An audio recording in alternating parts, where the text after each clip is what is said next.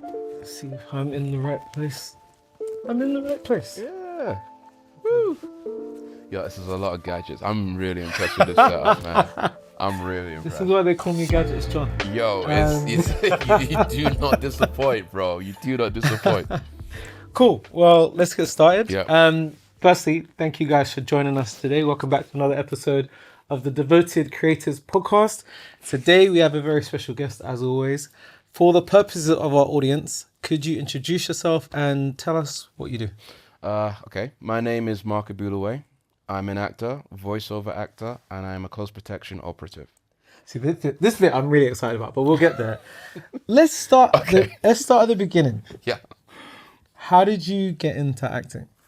Oh man, I lost the bet. For real? Yeah. So literally, like when I was in naval school, like one of my oldest friends, Ellis, he used to be big on this like drama club, and we had lots of different clubs in our school. We had like archery, jiu-jitsu, boxing, like everything. We could do everything, but we weren't that popular, and like none of the popular kids would do like drama, and he was badgering me to like, yo, it's like, Mark, you gotta do acting, you gotta do drama, you gotta do this, you gotta do that. I was like, no, bro, Why was he so pressed about it? I don't know, bro. That's a question you have to ask him. But he was like hounding me, like literally every half term, bro. It would happen. It'd be like, yo, Mark, are you gonna go drama club? I was like, no, I'm not. Yeah, I'm so good. this was like around 2003, yeah.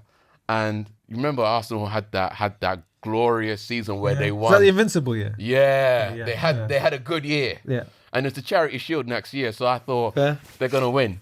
So he had a bet, and he was like, "Yeah, okay, cool. Like, I bet you if Arsenal loses, you have to go to drama. You have to go to the drama club." I was like, "Okay, fine." They're not gonna lose. And they did, mate. They did. Arsenal put on the B team, and that was all she wrote, mate. It was done. It was done by half time, to be honest. Mad. So yeah. So I honored the bet. I went. And I really fell in love with it. And I remember thinking, oh, this is something I would like to do, or something I'd at least come back to. And I didn't go to drama school then straight away. I did some other stuff, and then I kind of came back to it. But that was like my first real kind of push and introduction into it. I was literally pushed into doing it. That's fascinating though, because you, like you said, that wasn't your plan. Not at all. At all. Not at all. So had you ever watched films when you were younger, and like, did you enjoy cinema as a young person? You know what? Funny enough, like I used to watch John Wayne films with my dad all the time. Yeah, we used to love watching movies. We'd see the theater. We'd go to the Globe and stuff. It was just not something I thought I could do, or even, to be honest, didn't even know I really wanted to do it, to be honest, at that stage. So and not a lot of kids in Peckham at the time was doing that. So it just wasn't in your. It wasn't on the radar at all, bro. Yeah.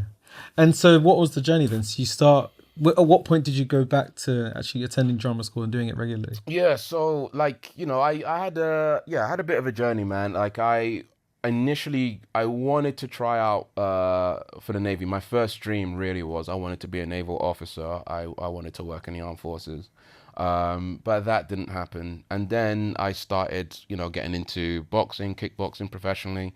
My dad didn't like that, so I didn't do it.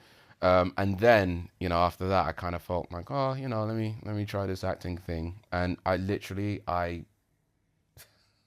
it's just so bad.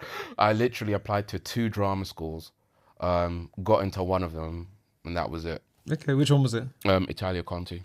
And so what's the process? I've never been to drama school. So you get into drama school. Yeah, so... What is drama school like? Because I feel like people who aren't from that world have a lot of perceptions. It depends who you know what? It depends who you ask, and I think drama school the experience is different for different people. Okay.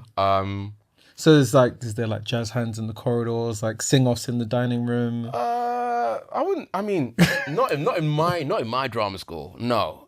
I mean, I'm sure there was probably like, because I went to so Italia Conti has like 3 like main sectors. Like they have the acting course, they have the singing and dancing course, and they have like just like the musical theater. And like those guys are like jazz They're hands. about that life. Literally, bro. Like about that life, fully devoted. Yeah. I get it. And I respect it. I was just never that. Fair. I was just never that dude. But yeah, no, I mean, we had kind of like a mix. And drama school, man, it's a weird trip because they throw everything at you, and ultimately, man, you're gonna use 10% maximum of Yeah. what you get thrown so much stuff at Like you. what?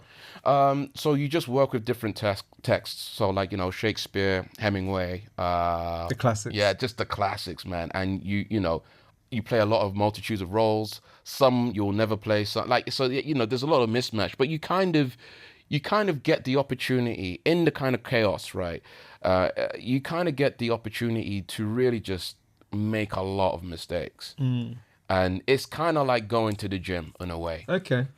Yeah, like Because I guess you get to play. yeah, you get to play. You get to find out what works and what doesn't, and then ultimately you kind of rest, recuperate, you learn, and you come back to the forefront stronger, more confident, and just more sure of yourself. And by the end of it, by the end of the 3 years, you should have like a vague way of dealing with text. And because, to be honest, if you can do Shakespeare, you can really do anything. Yeah. Because it's so, I mean, that really is acting. Yeah. Because that's not how we talk. Yeah. That's not the kind of scenarios you'd find yourself in. Exactly. And I mean, it's again, you're dealing with like 500-year-old text. It is dense, and I'm dyslexic, so like having to like read it and like dissect it. My process into Shakespeare wouldn't be. It's not something It's not I typical. would. It's not typical. It's not something that I would. It's not particularly fun. Yeah. It's not something I would recommend to someone who isn't dyslexic. But the words are so important. You kind of really have to get that down first before you kind of walk into the room and start being, working with other people. So as someone who is dyslexic and working with that, what were the kind of tricks and methods you had to deploy that I guess your other fellow students they didn't have to go through that? Yeah. What was your process? Well, I mean, I honestly, man, I just say my lines as often as I can, everywhere, anywhere, because I think, we get like the way we learn things is the way we learn things, right? But if you could kind of break the pattern, so try doing your lines, doing different things, cooking, cleaning, whatever, right? So Just it's second doing it nature. every day. So it's second nature, yeah. So you don't actually really have to think about it. That's when you can actually play. And when you walk in on day one of rehearsal, you're actually a step ahead of everybody else. You can map, you can play, you could do what you want, and you'd be so you want to get yourself to a place, right, where you're so loose with the text, right? You're so free with the text, and you know the text, you can be loose with it, and you can actually play. You don't want to be stuck in a rigid kind of form Trying where you to have remember, to, yeah, this is my line. or if you walk to a certain point and you pick something up and then you say the line, because I'm telling you, man, you're gonna be on show Wooden. 44, yeah. And like you're gonna be on show 44, right? You're gonna walk to that same spot. The cup that you're meant to pick up, right, isn't gonna be Someone's there. moved it. And because that's the way you've done it and learned it, you're not gonna be able to actually deal with it. Okay, because So- that's your trigger point. Yeah, Yeah. exactly. So it's again, it's like you got to get yourself safe within a trigger point and then break those patterns. And that for me is I do that with everything. And so, what was your first kind of more serious acting gig post drama school? Post drama school, serious acting gig. Well, like what did you do after drama school? Do Oh. you go into theatre? What's the part? Oh well, I mean, you know what? I was very, very lucky. My first job was with the Royal Shakespeare Company, and I was doing a 13-month tour with them. So I mean, it was something Straight out of school. Yeah. I got lucky, man. But like, it was a great time, and again, it was actually kind of interesting because I was with actors. I was one of the youngest, I think, in the cast. I was the second youngest in the cast at the time.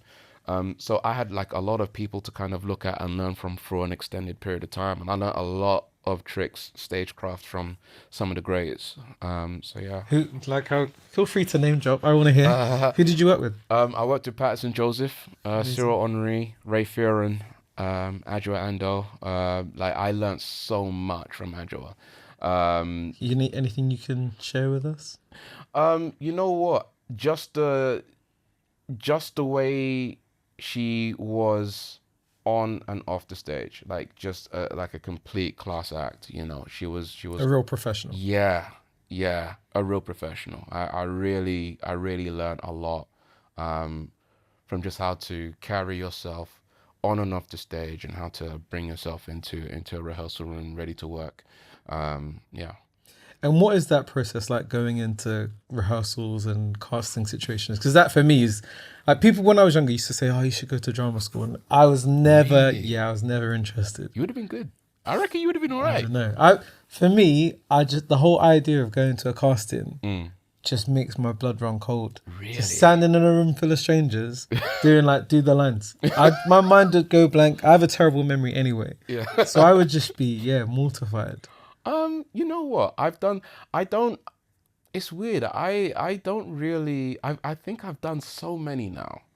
It's just a thing you do. Yeah. I mean, I don't think I was ever really nervous. Like I wasn't super confident. Something like you did the job. Like, just FYI. Like I was like, oh yeah, I got this. No, but I don't think I was ever like super nervous. I think you've just got to take it as a like a meeting, you know.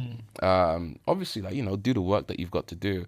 But I think it's like, you know, like if you do a good enough job preparing, you'll be all right, you know. And I think that's kind of, you know, that's what I've always believed. Yeah, because I think you can lean into the fact that you know you've done the reps. Yeah. But do you feel like, because as someone who did a lot of sport and that kind of activity, teamwork, that Yeah. kind of activity growing up, I felt like the discipline and the routine you get from that does help when I in my line of work, I have a lot of big meetings that are quite important. And I'm very comfortable speaking on stage in front of strangers. And I feel like a lot of that comes from the fact that I'm used to doing the reps and I can trust in that. Yeah. Do you feel like there are some parallels with acting as well? 100%. In acting, we actually have, in drama school, we actually have a subsection which is just called, it's just rhetoric, right? And it's basically just speaking, like learning how to prepare a speech, you know, basically, I mean, which you do in Shakespeare. Yeah. Anyway, it's the same. It's pretty much like the same. It's the same kind of formula, really. It's a transferable skill. And I get a lot of people actually coming up to me now, funnily enough, these days. They're like, oh, you know what? I've got this person in a business thing and she's great, but she doesn't know how to talk to people in a big room. Can you like come in? And so like, it's all kind of stagecraft. It's all the same thing, really, you know? And so what was, after your tour in theatre, what was the next gig after that? What was the next big thing? I did something at the Yakult. I did Shakespeare solidly for about 5 years. Amazing. So What a way to cut your teeth as well. Yeah. Again, like, you know, and it wasn't something that like I did. It's not something that I purposely kind of like moved into, saying like, oh, I'm just gonna do Shakespeare for 5 flat out years. That's not what I planned to do. It was just something that kind of happened. So, you know, I did Macbeth, I did Othello, did quite a few, did Hamlet, and yeah, I just kind of, it just kind of became that thing. Yeah. You're not worried about being like kind of typecast or pigeonholed? Nah. You know what it was? I think because in drama school, I was always told that I was a camera actor anyway. So I was just like, well, you know what? Let me just do this, and then I'll have a TV career at some point. Like, you know what I mean? It'll be not that I'll be there while waiting for me, but like, He's got confidence. no, it's not that. But like, you know, it's something that I would always. It's something that I would always be able to kind of tap into. You know, in some ways, like I kind of went for the dessert first, you know, and tried to tackle the hard stuff. And to be honest, I think, you know, in terms of acting, I think the theater day in day out is probably the time. Like if you can do that in any realm of acting, I think you'll be all right, you know. Yeah. So. What was your stab into television, and when did that start to come into your career? You know what? Again, it was kind of like an instinctive thing, but also like a semi-business thing. I kind of segued. I went from theater actually first to voiceover, and then like the voiceover I started doing really, really well in that. So I started doing less and less theater and started moving more into TV. It became more really of a business move. But it was something that I felt that, look, I'd done enough tours of Shakespeare, and I felt very, very confident within myself and within the skill set that I'd acquired, that I kind of wanted to move on to something else. And I just decided, look, I'm just going to do TV now, and my agents were just like, yeah, okay, cool. So I mean, I still get requests to do. I'm not saying I'll never do theater again, but I'd played all the roles. I got to a stage where I'd played all the roles that I'd All the wanted to play, Shakespeare. all the Shakespeare roles I wanted to play. Which one did you feel you enjoyed the most? I love Macbeth. Yeah, I did that twice. I played Macbeth first, and then I played Ross in another production. And what was it about that particular play? You know what? I think it's because it's such a it's a play where the psychological and the physical aspects are kind of even. It's your Macbeth is a soldier that is goes on this rampage, completely obsessed with ambition, and is willing to stab people and his friends in the back. He does it, he gets what he wants, and then ultimately goes into this spiraling paranoia. So it's like, on one hand, you kind of got all the action, and then on the other hand, you kind of got the psychological aspects, and it's those two getting the kind of marriage between those two, right? That has always kind of fascinated me about that play and that role, and I think it's probably one of the most. It's a difficult play to get right. It gets done a lot, but it's very, very difficult to get done right, because I think for it to be right, you have to have it. You have to have it right at the top. Good balance. Yeah. If it's too physical and not enough about the psychological, you kind of lose it. If it's too much about the psychological and not enough about the physical, you don't believe it. Yeah. So it's just it fascinates me. It fascinates I quite enjoyed Othello for a very similar reason. I feel like those two plays have a similar energy to them. Oh yeah. Definitely. Did you ever play that? Yeah, I played Othello. Yeah, I did that with Frantic Assembly. It was actually really cool.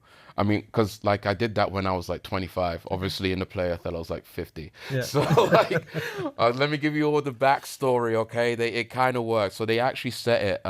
It was really cool. It's just physical theater piece, and they set it basically in a pub during the there was these Bradford riots. In the north of England, I think in the early noughties, right? Nothing changes, eh? Yeah, yeah. What's going on? So obviously you've got the the white side, you got the Asian side, and then it's all set in this pub, and then obviously they bring Othello in, who is a bouncer.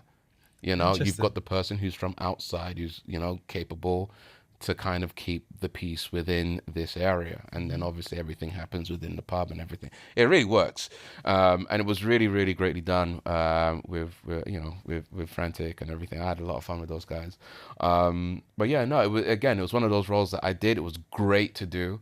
I really, really, really enjoyed it, but I was well, I'd love to do it again when I'm 45, because obviously where I was at when I was 24, 25 won't be where I'm at when I'm 45. So It'll be a completely different experience, I imagine. Of course, exactly. And it'll be interesting to see, for me, as an actor, what choices do I lean to when I'm older, making that I would probably kind of discard when I was younger. So yeah, there's a lot of roles that I've played. I'm okay, cool. Let me come back to that when I've lived a little, and we'll see what happens. So. Tell me a little bit about the voice acting stuff, because that's a really interesting world that a lot of people, again, might know of, but don't know much about. How do you get into voice acting, and what has your experience been like? Man, you know what? I'll take a sip of this. Because this is the thing. My way into the voiceover world it wasn't the conventional. It really, to be honest, kind of happened by a freak accident. So I was doing a play in the West End with David Tennant and Patrick Marlborough in 2017 called Don Juan in Soho. And my agent, well, not my agent then, but my now agent, had gone in to see one of their clients work, basically. Okay. And I was in the show, so they saw me and they were like, oh, okay, let's see what he can do. They looked, well, apparently this is what they told me, but they looked on my spotlight and they were just like, yeah, we saw all these voice clips, but we didn't like any of that, but we called you back in. And they basically found me on Instagram, and then literally just DM'd me, and we had a meeting and yeah, I had since then I've just been with them. But they're Crazy. great, yeah. And so that was my introduction into voiceover acting.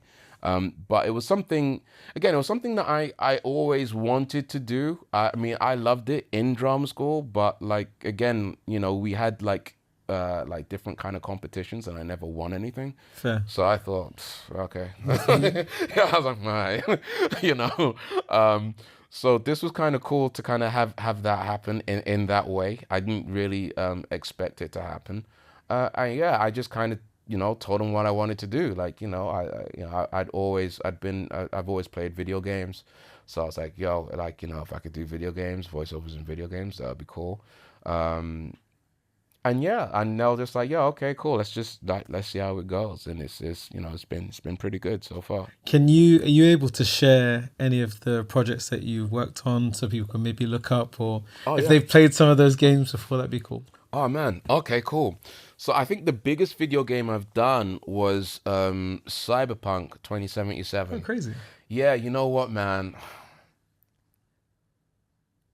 Kind of breaks my heart, man, because I did a lot of great work on that, and obviously the game was bugged to hell, so like no one played it. But I tried. I really tried. You know what? A lot of people did, and it's great. But yeah, I mean, yeah, I played this guy called Crispin Wayland. He's like this like Jamaican bounty hunter dude. He like assists V on like one of the final missions. Oh, cool. Yeah. I ain't got that far. So yeah, My so, game glitched before I got anywhere near the end. So. That game was so bugged. And it was delayed, like, and it was like so delayed. Yeah. So, yeah, that was quite a bummer.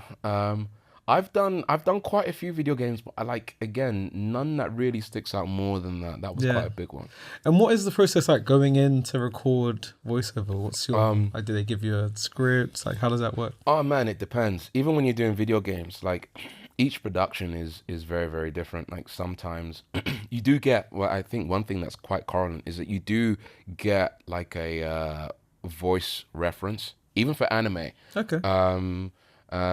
So even when I did an anime called Captain Laserhawk, a Blood Dragon remix. It's on Netflix still. Yeah, no, if you want to check it out, check it out. But yeah, no, even for anime, like they have voice yeah, have like people like voice recognition, people that they want you to kind of sound like. Yeah. Sometimes you get a picture of the guy, which is helpful for me. Yeah. You know, Why is that helpful? because you kind of get like, you know, you wanna do a sounds horrible, but you want to do a voice that looks like it comes from the body you're embodying. Okay. You know what I mean? Yeah. So like when I was voicing Crispin Wayne, they showed me who this dude was, and he was like 240 pounds at least. So okay, I was like, this guy's got he's gonna Some size on it. he's gonna have a deep voice. It kind of gives you kind of gives you something to kind of play with. Yeah. You're embodying that. Yeah, sometimes it's really helpful. I find it helpful anyway. So sometimes you get that, and it's just like just these little hooks, these little clues and hooks that can kind of like really get you to kind of understand the character. But yeah, sometimes you get that, you get the script, and then you know you kind of just go for it. You know, the engineer is always going to tell you, you know, and the director is always going to tell you, you know, when to speak, when not to speak, what they're kind of looking for. And then you just kind of go with it, man. Do you get to read with other actors that you're playing against, or is it all just your script? Almost never. Like, I mean, I've probably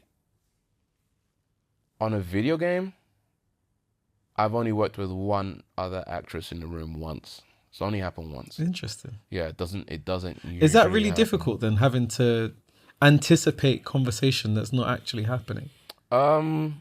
Yeah.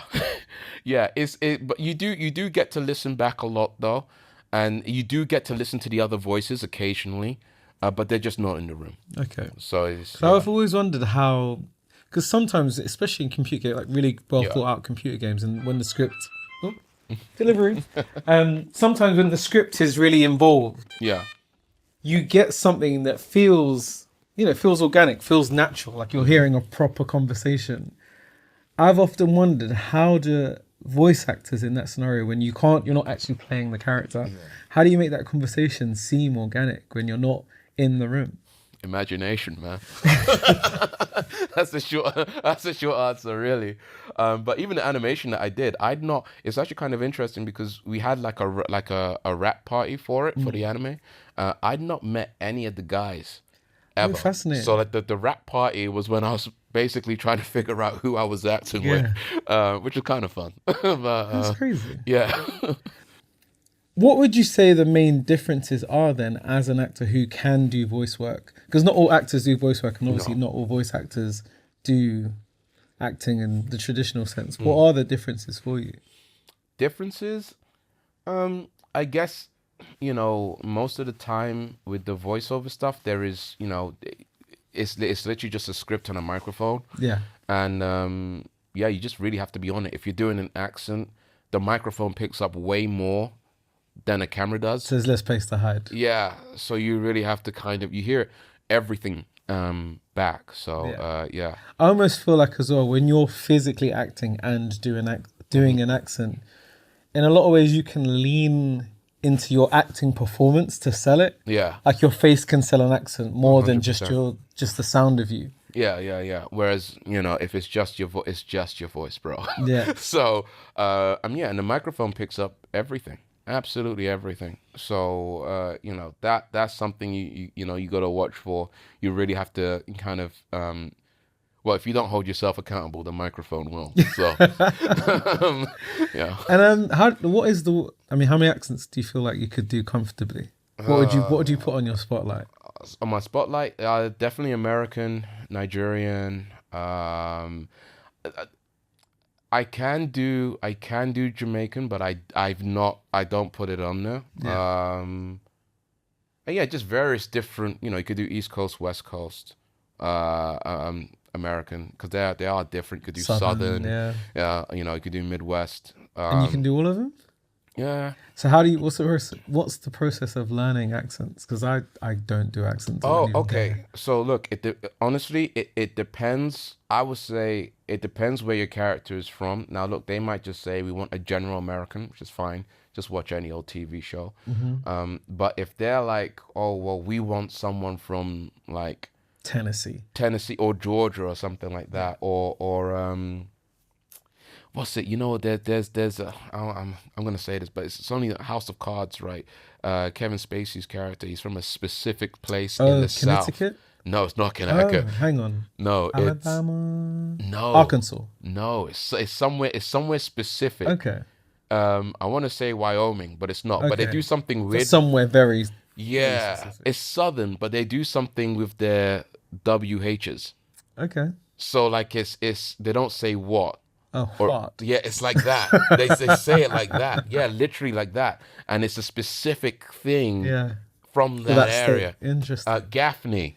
That's where he's from. So it's a specific place. So like there's specific areas that have specific sounds. Yeah. And they'll do specific things. Fair. So if you have a place, the first thing I would do is I wouldn't even look at an actor or a celebrity, because over the years, they may have lost their accent. Based on where they live. Yeah. Fair. What I do as a little tip is I go to, say, like state politicians, and I look at their interviews, and then I dissect. I literally sit down and I just listen and listen and listen, and I kind of make a mark on all the things that they can do. And I make the correlation between my voice and their voice. I might do like maybe 5% of the things that they do. I might have to do like a 95% reach to kind of get to that, or it might be a little bit closer depending. But more often than not, like I look at the politicians. Interesting. Yeah, from because local politicians. Yeah, local politicians are great, man. Oh my God, man, I get so much material from that, man. Trust me, guys. Like I don't look at actors or anything like that. Like you can do.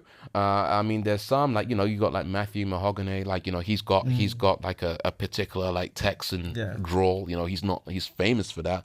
But there's some other people from like certain areas you wouldn't even guess. Chris Evans is from Boston. Yeah, he doesn't sound like it. He doesn't sound like it, but he can do a Boston accent. But he does. He's kind of lost that along the way. Whereas Mark Wahlberg can't help himself. Exactly. So again, it's like you kind of got to take a look at the source material. But I say politicians are probably like the best bet. I go because they talk a lot. I did have to. Right. and they're not actor trained.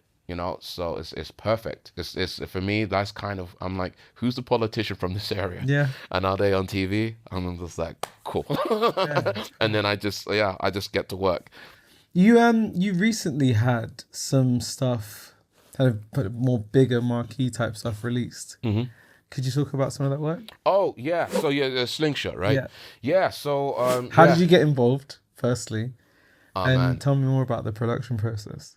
you know what? It was quite a wild time because I got that. We shot that movie like 3 years ago. And I did the audition. I did like a self tape. It was around COVID lockdowns. Bro, I honestly, like, doing the self tape. I was doing the self tape, but like recording against myself. I couldn't get anyone to do the tape with. So I found out I got the role.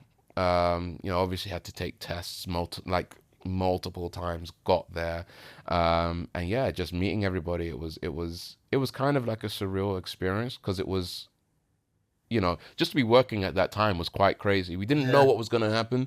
Didn't know if the movie was going to be released. So were there masks on set, all of that kind of stuff? Yeah, we had a bit of that, and Where was it shot? It was shot in Budapest. Oh, cool. It was shot in Budapest. I was there for a couple of weeks. I got to hang out with Casey, a couple times. He was great, cool, like the most zen actor I think I've worked with. That was probably like the biggest thing that I realized. I was like, this guy is so relaxed. And again, I was learning from him, just to kind of, take your time. He's also really good at chess. Fair. Yeah, really good at chess. Really good. We had a few games. Really good. Yeah, he cooked my ass, man, like a couple times. So, but yeah, no, it was a really, really cool, like, surreal experience, and yeah, I had a lot of time. I had a lot of fun. Man. Would you say that's the biggest production you've done so far? Biggest in terms of like Your role. my role. Oh, in terms of role, yeah. I mean, I've still got a few. This is the reason why I say that. Yeah, there's some stuff. There's some productions coming out, but like I don't know how I'm in it, but I don't know how much I'm in it. I've not seen the final product, like, so I don't really know. But yeah, today, yeah. But yeah. What is that like, actually? Because yeah, that's another thing that a lot of people again won't know about. Mm-hmm. When you are acting in a production, whether it's TV or film, you do your lines, you do your scenes, but you don't know what's going to make the final cut. No. What's that process like? Oh man, I try not to think about it, man. I mean, I've had some times where, like, I've done some really cool scenes, worked with some really great actors, and it's not worked out. But most of the time, I mean, you don't take it personally. It's more to do with runtime more than anything else. Yeah. I mean, I had a small part in this show called Masters of the Air. It was a really cool scene, really, really cool. And again, like, a really big scene with some really big actors. It got cut, man. But I was like, Get the footage? No, I think you can ask for it. I think you can ask for it. But That'd be cool to have for the show reel. I know, I was just so heartbroken, man. I was just like, nah. If I didn't do it, if they're not gonna rate it, then it didn't happen, man. Fair. Keep moving. No. Do you still get paid? Like, I literally don't know. Yeah, you how still that get paid. works. Yeah, you get paid for your Good. time and everything. Fair. You get paid for your time. Yeah, of course.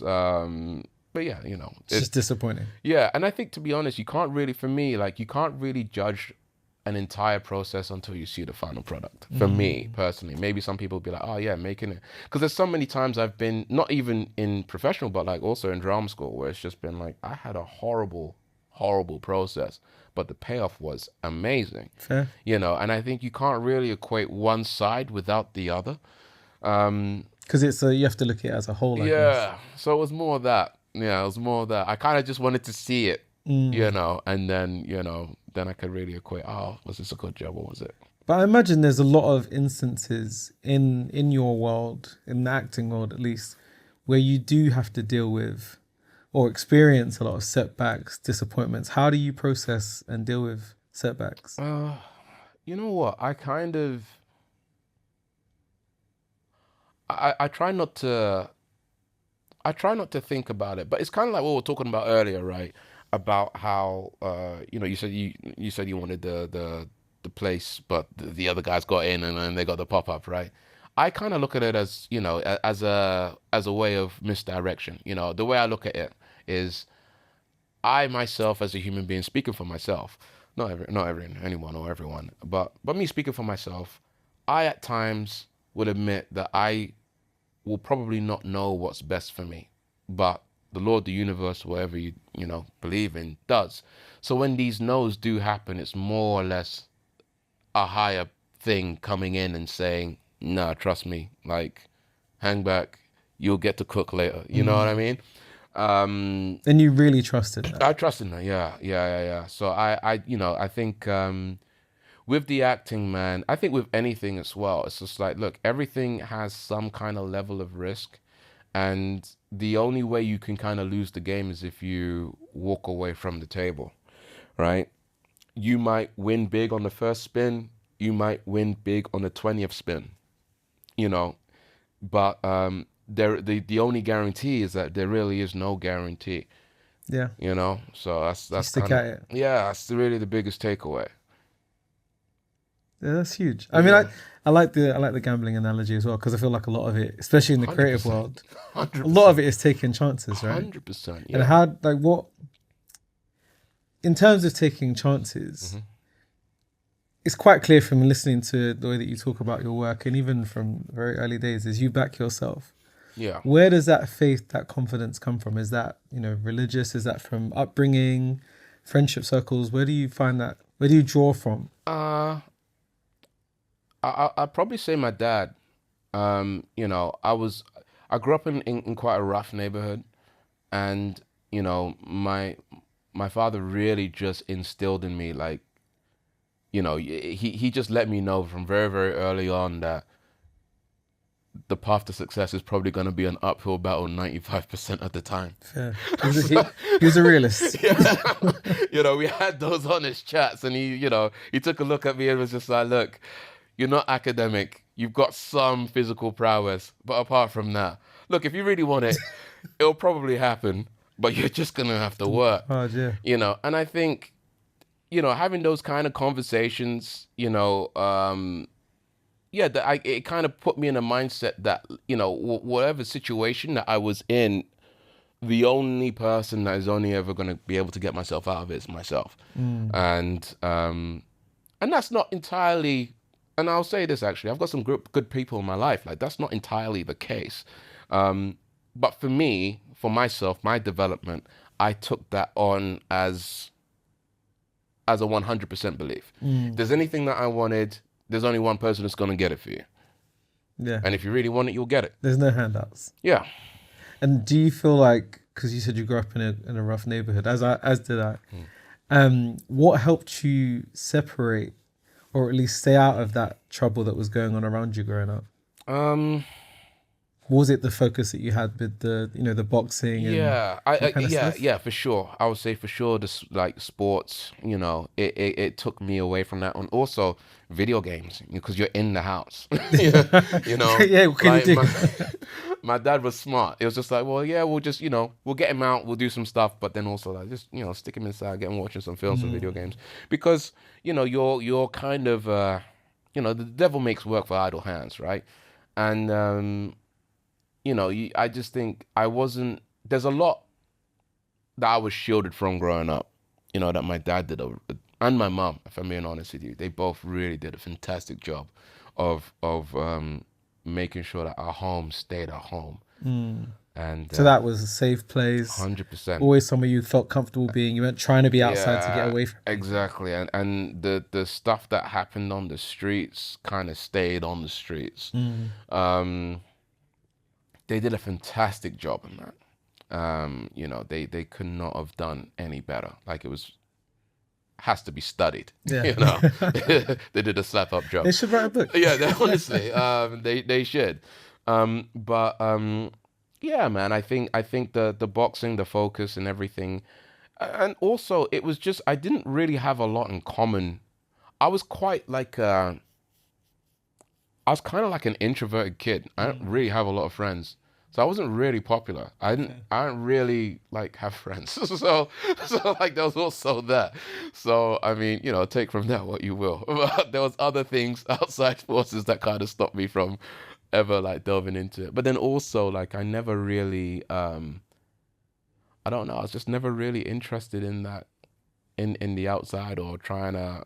I was just happy with what I had, you know, with my parents, you know, my brothers and it's all really that. fortunate because I You know. think a lot of, at least in my experience, a lot of the younger guys that were married when I was younger, who ended up in trouble were the introverts because they were seeking validation. They were trying to impress the bigger kids. Yeah. So they would be drawn into trouble a lot more because they weren't so popular. But you Yeah. completely went the other way. But I wasn't. Yeah, this is the thing. The same. I was not as popular as those guys, but I just had no interest in. I had no ambition for that. Yeah. Like, you know what I mean? It's just like to be the best at what? For what? On road for like it just didn't make any sense to me. I just didn't really have any value in that. And speaking of the boxing and the physical, what's been the process of marrying that into the acting now? Because I know you started doing a lot more stunt stuff and expanding your skills in that way. How's that worked? No, it's been great. Like, you know, it's cool because, you know, like a lot of, when I was doing theater as well, a lot of people, you know, just didn't really have like fight directors. And again, like, look, fighting and acting are two different things, you know. And I think, you know, it is, I always try to describe fight acting on stage or on screen as like a violent waltz. You know, you're not It's quite a dance. Yeah, you're not. It's you're not trying to hurt each other, right? You're just the illusion is that you're making it look like you are. So, you know, as a fighter going into acting, you have to kind of leave certain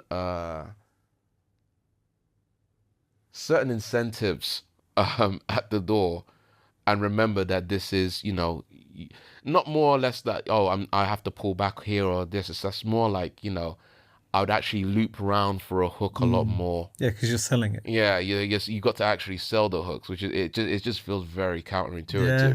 I'll go I guess in boxing you don't want people to see it coming. No, exactly. That's the whole art of it, right? The art of boxing is I want to throw shots at you, and my job is to make sure I can hit you without you hitting me, but also so that to get those shots, to land those shots, is that you don't see my shots coming. So the hooks I throw are quite short, but then for TV, they're like, well, we didn't see that. I was like, oh, okay, I'm doing it again. So, you know, you have to kind of reset and then go back and, you know, really, really kind of sell it. And those are kind of the things, you know, for a fighter, being an actor, kind of going into it. And then as an actor who's never fought, you know, dealing with those type of actors or, you know, practitioners and stuff, you kind of have to kind of coach them a different way. And yeah, it's quite an experience. Most theater companies, I was like the fight captain. They'll just let me kind of do it. We had like a fight coordinator, but then they just kind of got me to kind of manage the people and make sure they got the practices done and all that.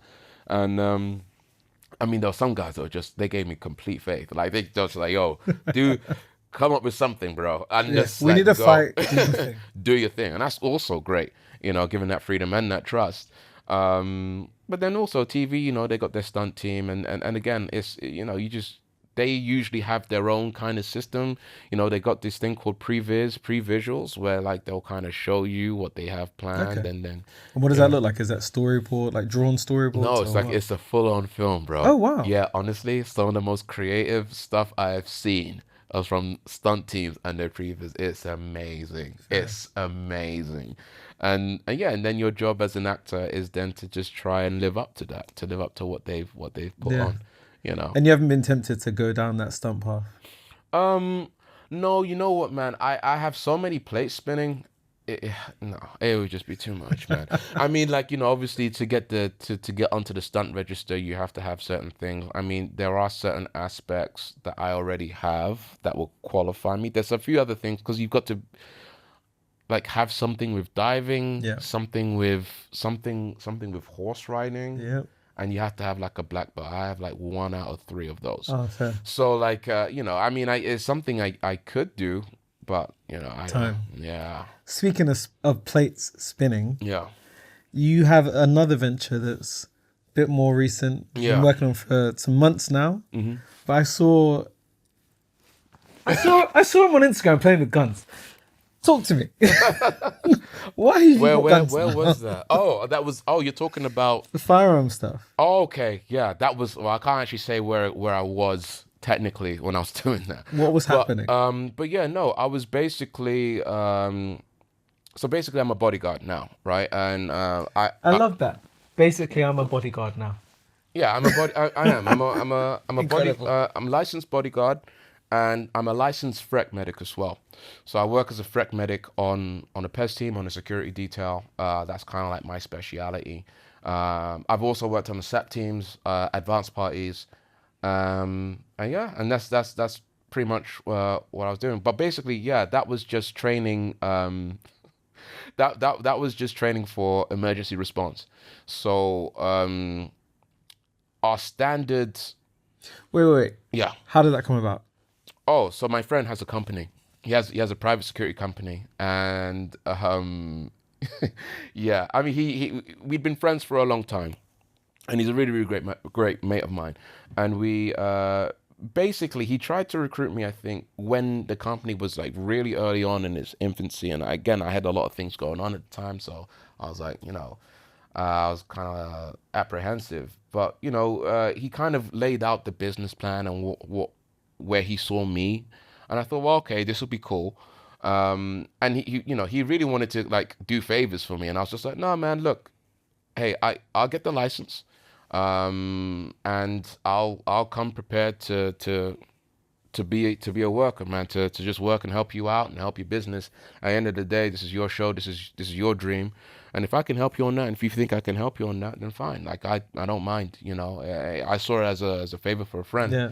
And yeah, man, I just got really good at it, man. Real good. I kind of fell down the medical route because I like to know what happens, in tough situations. And just like the FREC medic, basically, FREC medic is first response emergency care. So that covers a multitude of things. If someone has a heart attack, stroke, Car other stuff, accident. car accident, yeah, if someone's got decapitated limbs, all that, it covers all of that. I carry kit for all that sort of stuff. It's just stuff that I think, is helpful to know anyway. So I was quite fascinated by it. And again, I think me, being more specialized in this field kind of helps the company. So, yeah, I kind of got into it through that, and then I got into the emergency response team. He opened up a private investigations division, and I said, well, look, I'd like to get into that. And what does that involve, private investigations? Because again, I think a lot of people have heard of these things, Yeah. but what do they know about these So things? it's What like- are some of the myths and the realities of it? Okay. I think the myths are people think that it's like action, right? The reality is you're sitting around waiting a long time, and you have to be observant. And it's really more about preventative measures. The bodyguarding thing's the same as well. Like it's not like the movie The Bodyguard where like it's all popping off all the Yeah. time. Nah, like you're And the leading lady falls in love with you. yeah, it's definitely not that. No, I think, the job is really just to make sure you get your principal to safety in a cool fashion, basically. Yeah. That's really it. And yeah, you're like, you're just making sure that whoever you're looking after is all right. See, I think also, I'm not sure if maybe you have seen it. Messi's bodyguard. I've seen that, yeah. He is very cool. Yeah. He is not subtle. Yeah. Well, okay, here's the thing with Messi's bodyguard. So okay, on For people who don't know, just Yeah. tell us about this guy. So on a team, on a security detail, right, you have certain teams with certain roles, right? You got certain teams in different divisions. So he's working as a solo PPO. PPO is a personal protection officer, right? Personal protection officer, I've had experience in those roles. It varies, right? The client might want you tight on their 5. They might not. They might want you like all the way over there. It really is about the client. That client dependent, yeah. So obviously Messi's he's a huge superstar. He gets a lot of people running up to him and stuff. So like, he wants his PPO tight on his 5, and that's what happens, So It's insane. so that's I do admire his control. he's got great. Look, I'll say this, like he's got good instincts, man. Yeah. I mean, look. There's way more heavy-handed guys out there. Yeah. Yeah, yeah. Just the way that he sprints onto the pitch. There's a video I saw the other day where a little boy runs onto the pitch and he's on the other side of the pitch. The officer is on the near side of the pitch, and they're both running. Like as soon as he sees the ball on the pitch, he sprints as fast as he can, but just to intercept.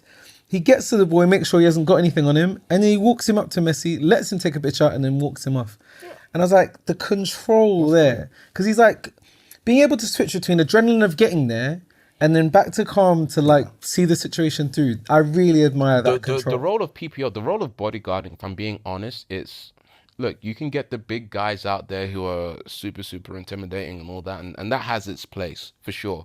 But I would say when you're working at like the highest kind of the highest level, because at the end of the day, right, the PPO, the bodyguard is also the extension of the celebrity or whoever, right? So I have to make sure, first of all, number one, it's the client's got to be safe above everything. Yeah, that's what I'm hired to do. Yeah, right. You've got one job. I've got one job, man. Get him out of trouble, right? Get them out of trouble. Know where the exits are, right? That's the one job you've got. But not every situation is going to warrant arms house. So you have to have that kind of people skills, decorum, but also you've got to be capable of handling the situation as you can. And I guess to some extent, I mean, we all be familiar with stories over the years of people's bodyguards getting into situations with fans and whatnot. Yeah. And that can reflect really badly on the client. So how much does that come into your, your thought process? Yeah, absolutely. I mean, look, you really have to take every situation case by case. Every situation. Look, I might talk to a principal. Oh, there was one principal I was looking after once, and she had said to me, look, no autographs. I was like, cool, no autographs. I'm walking, I'm tight on F5. I get her through the doors, there's a fan waiting. And you look, it's not someone who's gonna like do her. They're not a threat. Not really. I don't think so. Right? On a scale of 1 to 10, 3 maximum. But the dude started crying, man. Oh wow! Yeah, like it kind of caught me by surprise. I didn't think it was gonna happen at 5 p.m., bro, on a shift. So I was like, oh crap! He just started crying because she was just like in the car. So I was like, look, man, sorry. Like she said, no autographs. But then she changed her mind. Fair. So that's her cool. That's her program. It's look, she's paid me to protect her, right? And that's it. If she wants to sign an autograph, then you have to make those judgments while you're in the field. It happens, In terms of different touch points or different approaches, what are some of the other approaches? I guess not everyone wants you to be discreet. No. I mean, look, look, honestly, it depends. Like, the security firm that I work for now, like we do have a lot of clients over in the Middle East, and they want the biggest and the baddest dudes. You know what I mean? Like, SEAL team. And they're just happy to have them there, and they kind of want everybody to know they've got security, and that's cool. Like, fine. Yeah. Those jobs are quite funny, but then you've got some people who don't necessarily want that kind of attention. So it's really, really about who's hired you, what they want, and looking after them, making sure that they're safe, and B, just making sure that they don't make a fool of themselves, or you don't embarrass them. That's really it. You know. And what benefit has you being an actor? Obviously, now you're looking after A-list celebrities as well. What benefit has you being an actor and being familiar with that world had on those types of roles? I get a lot more of the actor covert jobs now, like the party jobs, the club jobs, so like that, it's kind of worked kind of in my favor, because the way say private investigation, the aspects of private investigation is really case by case, right? We have one case that we're probably going to take, but it was like in the north of England. There's not a lot of black people there. So like there's no point sticking me on a team. Like I'm going to stick, stand out. You know what I mean? Like that's probably not the right operation that I should be put on for anything, Like if you really need me, okay, Jesus, like take me. But like at the same time, it's not beneficial to the team. Because the goal is to blend in, right? Exactly. So, but with this, with the I guess the high net worth, the parties and all that, I pretty much fit in, and because I have had and will have a profile, people could look me up and stuff. I don't look out of place. Whereas Yeah. there might be we've got some real like tough guys. It doesn't matter what you dress them in. Like Yeah. you're gonna know. Yeah, Like, they're that wise. you're gonna know, bro. Like you know what I mean? It's Yeah. impossible. It's like we know. Yeah, so like I get a lot of those kind of the covert jobs are more the A-list jobs. They're more for specific. Yeah. But the covert jobs always are. Yeah. Because I mean, you could walk a red carpet Yeah. and you'd look like a guest. You wouldn't look like security. Well, I have walked the car. I have For done real? it. No one's known. I have done it. No one's really known. But like, Amazing. no one knows. It's like, you're kind of hiding in plain sight. So it kind of works. It kind of works out in my favor. Me having this kind of life. It kind of really coincides. Double agent. I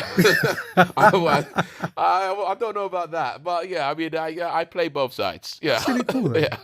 Do you feel like does that feel like something, a role that you've kind of crafted for yourself? Because I don't know many people that are also actors and have the kind of skills and qualifications that you have. Ooh. It's not familiar, not something I'm familiar with. Yeah, I mean, it is crazy actually when you think about it. Like, it's happened purely but again, it's happened purely by accident. Bro, I did not have a grand plan, like to orchestrate this whole thing. No, it's something that's happened, and obviously, I've kind of been pushed and pulled in certain directions, and there's other choices that I've, I guess consciously made and thought, oh, that would be cool. But I mean, a bit of both, I would say, a bit of both. It's fascinating because a lot of it doesn't make sense if you look at it on paper.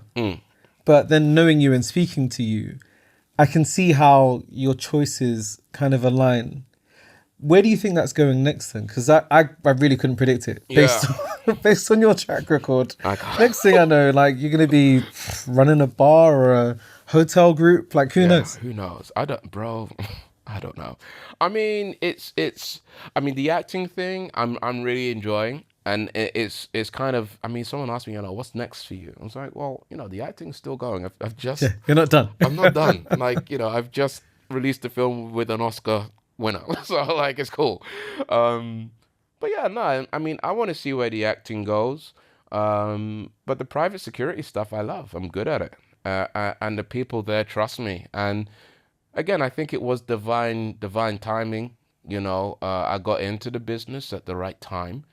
And I've managed to land on my feet. So I mean, just because it hasn't been done, I don't think I should kind of like discredit it. I think one of the probably like the biggest mistakes I made early on as an actor was trying to just be an actor and then, like negating all of the experiences I had that led me up to this moment.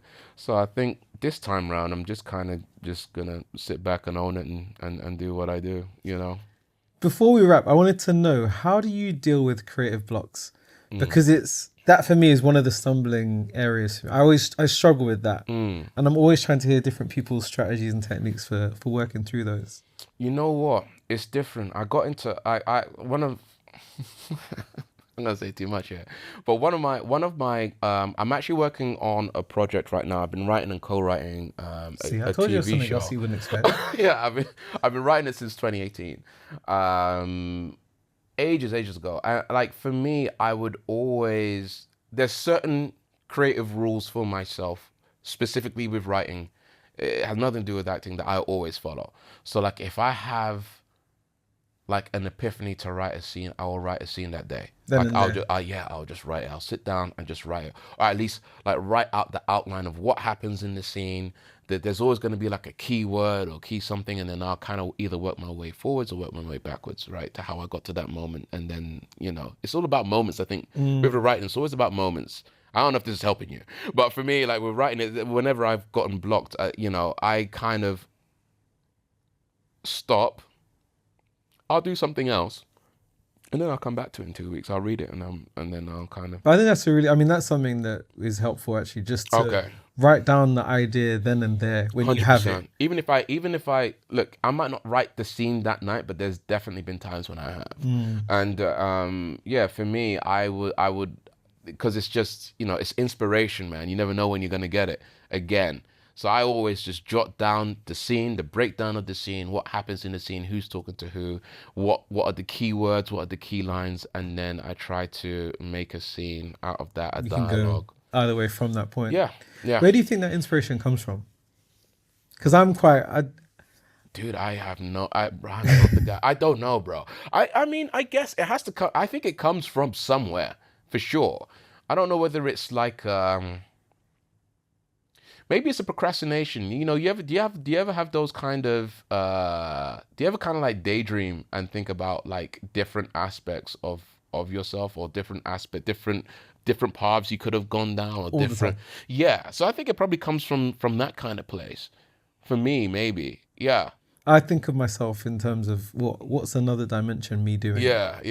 Or where would he go from this point? Oh, what's the evil version of you doing? Yeah, I literally, I try to play out those scenarios. Like I always think when I get to a point where there's a this or that situation, I try and play it out in my head. Like, where does it go from here? Like, I can sometimes hyperfixate on those types of scenarios, and my brain will just go and do all the bits. Like a multiverse will appear in my mind, and then I kind of lean towards the things that I'm afraid of. Actually, I'm not somebody who looks for comfort in my decision making. I'm normally like, well, where am I uncomfortable? Where am I untested?